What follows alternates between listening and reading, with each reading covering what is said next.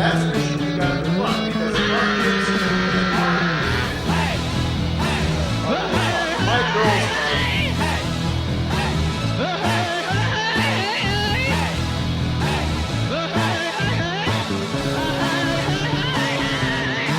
Well, there's only one read, and how many do we need? It's like he did his thing so long ago, yet somehow it's still new.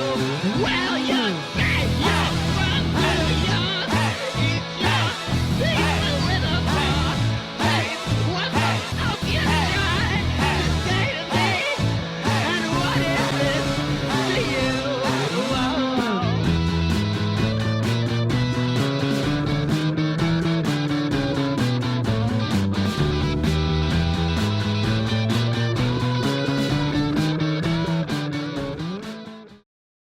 Frank Stevenson was sitting in his dorm room one evening, flipping through channels on his TV, when he came across a program about the lives of celebrities.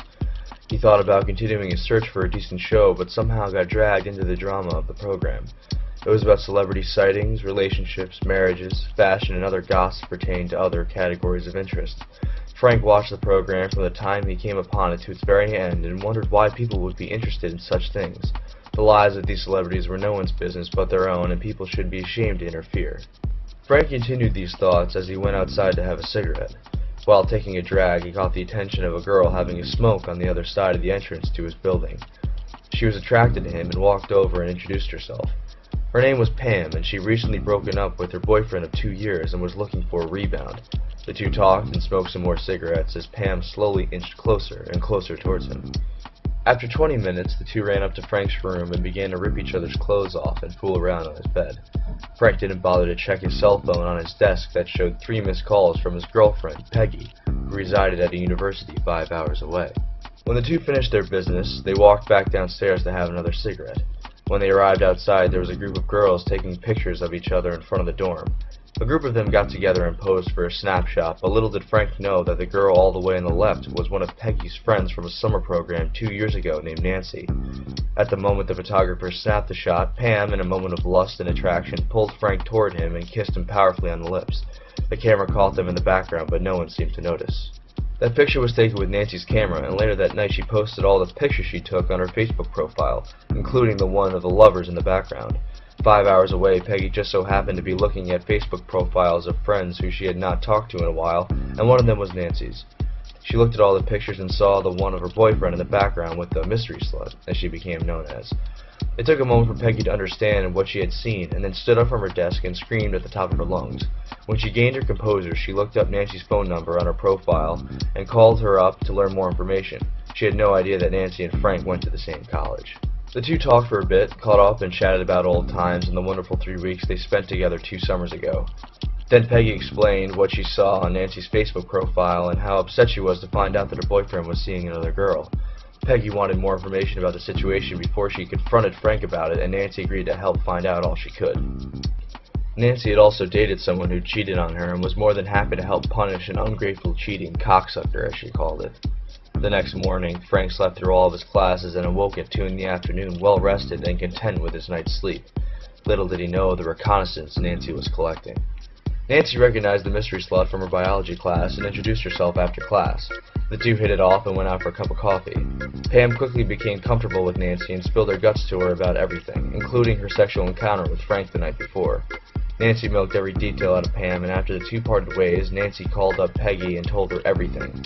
Peggy slammed the phone on the ground, again screamed at the top of her lungs, and then picked up her phone and proceeded to come up with a plan to get back at Frank. While the two girls planned their revenge, Frank took a shower, grabbed a slice of pizza, did some work for his advanced calculus class, and ironically invited Pam back to his room for another shag. The best idea that Peggy and Nancy came up with was to make a lot of anti-Frank flyers and post them all over. The flyer contained a picture of Frank and had written on it, "My name is Frank Stevenson. I have herpes. I am also a cheater, a liar, and my dick is 2 inches long." Again, the two girls, unimaginative and very much in haste, could not come up with anything better to write on the flyer. Nancy created the flyer using a program on her computer. She made 500 copies and began to scatter them anywhere she could. She put them on people's cars, posted them in her dorm, academic buildings, bathrooms, cafeterias, and when she couldn't think of anywhere else to put them, she scattered them down on the ground at a nearby park. One of these flyers flew in the wind to the feet of someone reading a gossip magazine, and she put down the magazine and read the flyer. Needless to say, the person was captivated by it. Nancy also emailed the flyer online to as many people as she could in her school from an anonymous email address. This is where the largest amount of people saw it. Frank came upon the flyer while he was taking a shit in one of the bathrooms in his dorm. He could not think of why anyone would do this to him. People recognized him in the street wherever he went. Even people he didn't know seemed to know him. He called Peggy to tell him what was happening, but she had not picked up any of his calls in many days. Frank did some reconnaissance of his own to try to figure out who was making the flyers. After a semi-thorough investigation, he discovered that the person responsible was a girl named Nancy Newman, a girl he did not know, but it turned out she lived in his dorm. He went to her dorm room and knocked on the door. When she answered, he rushed inside and saw the pile of flyers on her bed.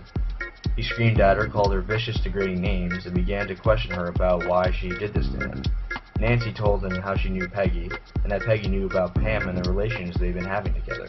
Frank, outraged that Peggy would handle the situation in such an immature fashion, called her up in front of Nancy. In the heat of the moment, he called her many names and explained to her why he thought she ruined the relationship by doing such a thing. Peggy was shocked and at the same time confused, considering Frank had cheated on her. When Frank finished telling her all the things that were on his mind, he slammed the phone shut and in a fit of rage threw it at Nancy's head. It hit her right between the eyes and knocked her on the ground. While she lay disgruntled on the ground, Frank stood over her and called her more insulting and degrading names. He also told her that he would continue to bang Pam in order to spite Nancy and his girlfriend for the things that they did to him. Frank didn't know that standing behind him in the doorway was Pam, who came to meet Nancy before the two were to go out to lunch. She heard everything he said. Pam walked slowly towards him, stared at him for a bit, and then kneed him in the balls. Once he was leaning forward, she kicked him in the face, knocking him straight to the ground, rendering him unconscious. It should be mentioned that Pam is an all-American soccer player who is known for her corner kicks. Frank awoke 2 hours later and hobbled back to his dorm room. He ordered a lot of Chinese food and spent the rest of the night eating and watching TV because he felt he deserved it after all the things he had been through. When he turned on the TV, the first thing he came upon was the same show he had seen before, and on it was the latest celebrity gossip. Needless to say, Frank felt he could relate to these people more than ever before. The end.